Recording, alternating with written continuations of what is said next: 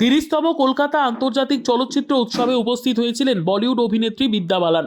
চলচ্চিত্র উৎসবে চলছে তার অভিনীত ছবি ভালো থেকো, যার পরিচালক গৌতম হালদার। এদিন সাংবাদিক বৈঠক করে বিদ্যা বালান বলেন, আমি কখনো ভুলতে পারবো না যখন গৌতম দা আমাকে ফোন করেছিল। আমাকে বাংলা বলতে গৌতম দা অনেক সাহায্য করেছেন।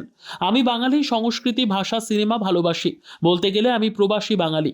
ভুলভুলাইয়া ছবি আমাকে অনেক কিছু দিয়েছে। ভুলভুলাইয়া 3-তে আমার কাছে অফার আসার পর আমি রাজি হয়ে যাই। যখন আমার কাছে মাধুরী দীক্ষিতের সাথে নাচের অফারটি আসে তখন আমি অবাক হয়ে যাই। 2 সপ্তাহ আগে আমি প্র্যাকটিস শুরু করি এই গানের নাচের। আমি কমেডি সিনেমা করতে খুব পছন্দ করি। আমি যখনই কলকাতায় আসি আমি কালীঘাট মন্দিরে যাই। I think 20 years ago, in December, I made my debut with Bhalo Theko, and I couldn't have imagined, I had dreams of seeing myself on the big screen, but to see myself on the big screen in the land of Ray was the ultimate for me. I couldn't have even imagined it, and I have Gautam Haldar to thank for that. Of course, today we pay a tribute to him at KIF with the screening of Bhalo Theko, and I'm so glad to be here.